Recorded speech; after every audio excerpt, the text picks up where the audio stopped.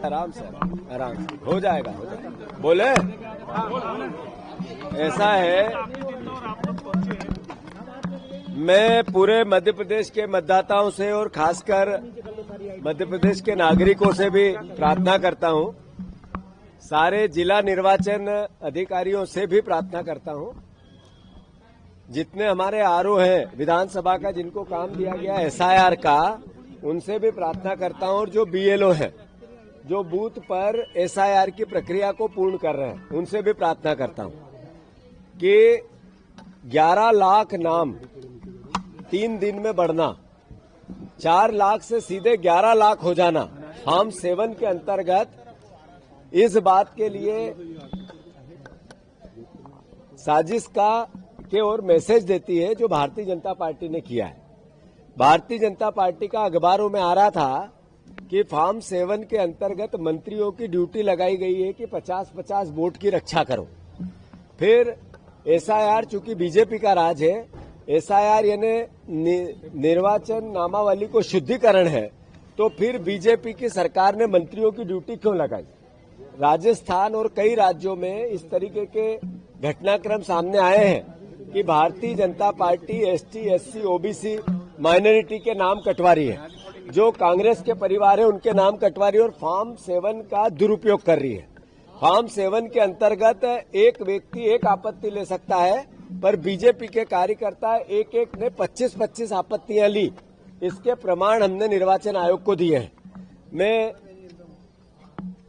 सारे निर्वाचन में काम करने वाले कर्मचारियों को निवेदन करना चाहता हूं, अगर एक बूथ पे भी अनियमितता मिली, आपने भारतीय जनता पार्टी का साथ दिया, भारत के नागरिक का होने के बाद नाम काटा या अवैध नाम जोड़ा, तो हम आपके खिलाफ पुलिस में एफआईआर कराएंगे। और यही निर्देश आज मुख्य निर्वाचन आयोग, मुख्य सर्वोच्च न्यायालय ने भी आसाम में और बिहार के संदर्भ में दिया है।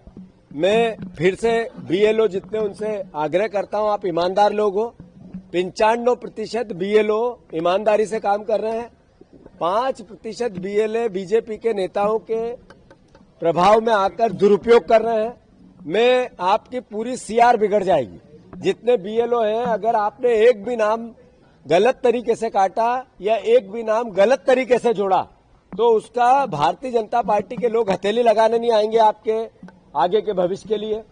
एक जो टीचर है, जो अलग अलग विभाग में कर्मचारी काम कर रहे हैं, जो आंगनवाड़ी की हमारी बहनें हैं, जो अलग अलग छोटे छोटे चतुर्थ श्रेणी के कर्मचारी है, और वो बीएलओ का काम कर रहे हैं, अगर उन्होंने बीजेपी के नेताओं के प्रभाव में आके कोई काम किया, तो आपके खिलाफ थाने में और जेल की सलाखें आपका रास्ता देख रही है।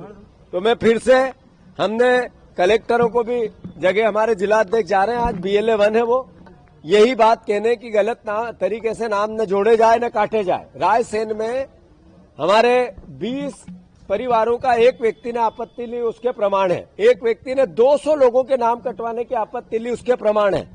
जिन लोगों ने आपत्ति ली, जब उनसे पूछा गया कि आपने आपत्ति ली, तो उनको पता ही नहीं है, उनके नाम से नकली आपत्ति ऑनलाइन चढ़ा दी गई है। ऐसी कई बातें सामने आई है, खासकर आदिवासी क्षेत्रों में, जहां पर पलायन कर गए आदिवासी। जब एसआईआर में उनका पूरा प्रमाणीकरण हो गया, एक बार वो आ गए, अपना नाम लिखा गए, 2003 की वोटर लिस्ट से सत्यापन करवा गए, अब उनके नाम भी कटवाए जा रहे हैं आदिवासी क्षेत्रों में। तो ये एक तरह से भारतीय जनता पार्टी को, जो राहुल गांधी जी बार बार कहते हैं वोट चोरी करके ये चुनाव जीतना चाहते हैं, ये प्रमाण मिलने लगे हैं। और यही तरीके से आज एक अखबार ने, प्रमुख अखबार ने बताया कि बीजेपी जहां 1 लाख वोट से जीती, वहां 1-1 लाख वोट नाम कम हो गए। यहाँ भोपाल की नरेला सीट है, भोपाल की गोविंदपुरा सीट है, ये पीसी भैया वाली सीट है। ऐसी कई सीटें इंदौर की है जहां 1,50,000, 55,000, 75,000 से बीजेपी जीतती, वहां 1-1 लाख वोट कम होना, नाम कम होना, ये इस बात के लिए घोतक करता है, इस बात के लिए इशारा करता है कि बीजेपी वोट चोरी करके आई थी। तो फिर से कोई कर्मचारी बेईमानी करता मिला, उसके खिलाफ कांग्रेस का कार्यकर्ता, उसके खिलाफ अंतोगत्वा उसको जेल भेज के ही रहेगा। बस इतना निवेदन है, कोई बेईमानी नहीं करे। और हमने मुख्य निर्वाचन आयोग को आज कह दिया है, जिला निर्वाचन आयोग को भी, पूरे हमारे जिला के नेता जा रहे हैं, आरोप से भी मिलने जा रहे हैं, और बूथवार बीएलए से भी हम ये प्रार्थना करेंगे, आपके माध्यम से भी, मीडिया के माध्यम से भी प्रदेशवासियों को हम कहना चाहते हैं। एक दूसरी बात, आज मुख्य हमारे सीएस ने आदरणीय ने हवाले से एक खबर आई है, उन्होंने सारे कलेक्टरों को जब कॉन्फ्रेंसिंग पे बात कर रहे थे तो कहा कि एक भी कलेक्टर बिना पैसे लिए काम नहीं करता है। ये बात किसने कही? चीफ सेक्रेटरी ने। अगर ये बात उनने कही और मुख्यमंत्री को भी ये बात पता है, उन्होंने अपनी बात में ये भी जिक्र किया। मैंने प्रधानमंत्री को चिट्ठी लिखी है, प्रधानमंत्री जी न खाऊंगा न खाने दूंगा आपका स्लोगन था, प्रत्यक्ष प्रमाण दे दिए मुख्यमंत्री और चीफ सेक्रेटरी ने कि हमारे यहाँ के सारे कलेक्टर चोर हैं, एक भी कलेक्टर ऐसा नहीं जो चोर नहीं है। ये प्रमाण किसने दिया? चीफ सेक्रेटरी ने। हम पहले कहते थे कि 50% कमीशन की सरकार है तो हमारे आरोप समझे जाते थे। फिर हमने कहा एक भी मंत्री ऐसा हो जो ये कहे कि मैं ईमानदार हूं तो आए हाथ ऊंचा करके हम उसके काले चिट्ठे लाते हैं, एक भी नहीं आया। फिर हमने कहा, पत्रकारों को कई बार हमने चुनौती दी और कहा कि एक भी पत्रकार अगर किसी कार्यालय में ईमानदारी से काम हो और एक अधिकारी करे, हम उसका नागरिक अभिनंदन करते हैं। पत्रकारों, मीडिया के साथियों, हम आपको चुनौती देते हैं, तो आपने एक ने स्वीकार नहीं की। इन सब बातों का प्रमाणित अगर कोई ने किया तो चीफ सेक्रेटरी ने किया। तो मैं मानता हूं ये प्रशासनिक अराजकता आ गई है, मुख्यमंत्री से प्रशासन संभल नहीं रहा है, इस नाते उनको अपने पद से इस्तीफा दे देना चाहिए। और देश के प्रधानमंत्री ने न खाऊंगा न खाने दूंगा, भ्रष्टाचार से जीरो टॉलरेंस, ये भाषण जो उनके थे, इस पूरी प्रक्रिया पर वो संज्ञान में ले और एक न्यायिक जांच करवाएं।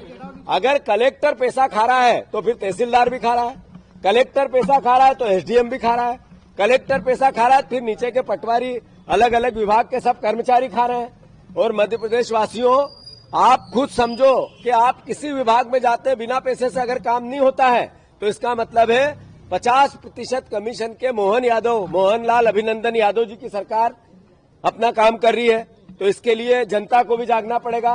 मैं फिर से मोहन भैया का इसी वक्त इस्तीफा होना चाहिए। आज के ये दो मुद्दे, इस बात पे कल बात करें। तो फिर प्रधानमंत्री सड़क योजना तो धसनी है, जो भ्रष्टाचार बार बार सामने आते हैं पीडब्ल्यूडी में, इसका स्वीकार किसने किया? चीफ सेक्रेटरी ने किया। तो मतलब ये 50% कमीशन की सरकार है तो ये तो ऐसा करेगी। सर, बहुत सारा मामले पर सुप्रीम कोर्ट ने कहा कि करेंगे। कई बार ऐसी स्थिति बनती है कि जुमा और बसंत पंचमी साथ पड़ती है। अभी तक ऐसा है कि पहले तो हम सब भारत के एक एक नागरिक का दायित्व है कि भारत की प्राचीन सभ्यता, संस्कार, यहाँ की परंपरा, यहाँ का भाईचारा, यहाँ का सांप्रदायिक सौहार्द, हम सब मिलकर इसकी रक्षा करें। जो सुप्रीम कोर्ट ने निर्देश दिया है वो न्याय संगत है। उन्होंने हिंदुओं के समय पे पूजा करनी चाहिए, मुस्लिम भाइयों को अपने समय पर नमाज अदा करनी चाहिए और इसका पालन सबको मिलकर करना चाहिए। ये कांग्रेस पार्टी का स्पष्ट मत है। मैं मानता हूं ऐसे में सरकार की जिम्मेवारी है कि जो लोग इस तरह की सुप्रीम कोर्ट के निर्देश के अलावा बात करते हैं, तो मोहन यादव गृह मंत्री हैं, उनकी सरकार है, वो कैसे इसको टैकल करें, उनकी जिम्मेवारी है, करना चाहिए।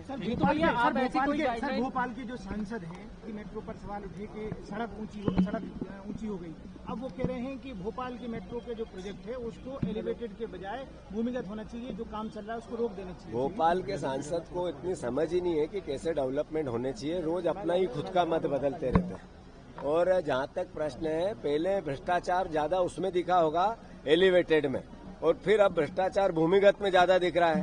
तो जो हमारे बीजेपी के नेताओं को भ्रष्टाचार ज्यादा मिलेगा वो योजना बनाई। जीतू भैया, कोई ऐसी गाइडलाइन जारी करेंगे कांग्रेस पार्टी के नेता कार्यक्रमों में शामिल होना है कि नहीं होना है शामिल, और बयानों को लेकर भी दिक्कतें आप लोगों की बढ़ जाती हैं? फिर हमारा पार्टी के अंदर की बात टीवी पे बोलने की आवश्यकता नहीं है।